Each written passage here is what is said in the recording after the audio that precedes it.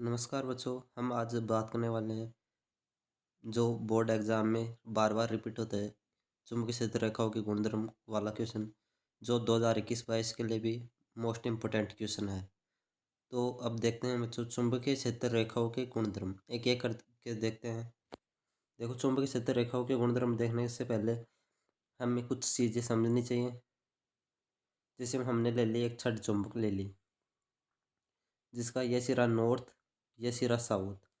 और चुंबकीय क्षेत्र रेखाएं होती क्या है? सब चुंबकीय क्षेत्र रेखाओं को प्रदर्शित किया जाता है, यानी चुंबकीय क्षेत्र को प्रदर्शित करने के लिए जिन रेखाओं का उपयोग किया जाता है, चुंबकीय क्षेत्र रेखाएं कहलाती है। तो चुंबकीय क्षेत्र रेखाओं के गुणधर्म देखने हैं हमें। तो गुणधर्म देखने के लिए सबसे पहले देखो, हमेशा चुंबकीय क्षेत्र रेखाएं नॉर्थ सिरे से निकलेगी और साउथ में प्रवेश करेगी। नॉर्थ सिरे से निकलती है और साउथ से प्रवेश कर दिया। हमेशा बच्चों याद रखना, चुंबकीय क्षेत्र रेखाएं नॉर्थ सिरे से निकलती है और साउथ में प्रवेश करती है।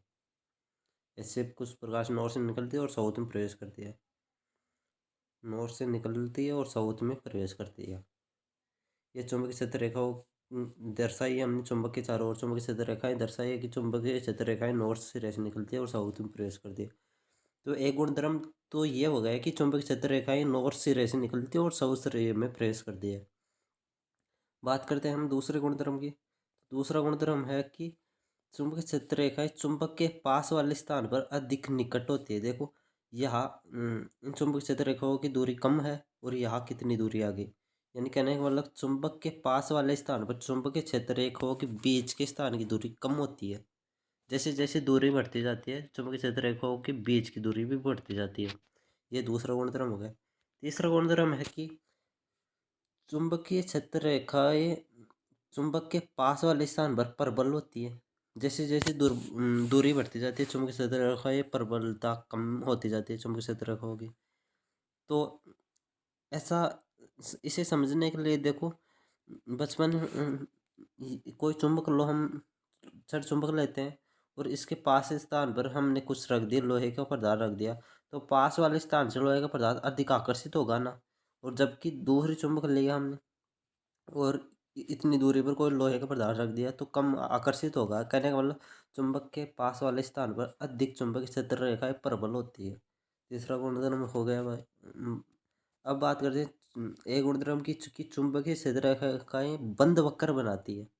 बंद वक्र करने का मतलब देखो, एक क्लोज साइकिल बन रहा है। ये एक पूरा क्लोज साइकिल यानी बंद वक्र बनाती है चुंबकीय क्षेत्र रेखाएं।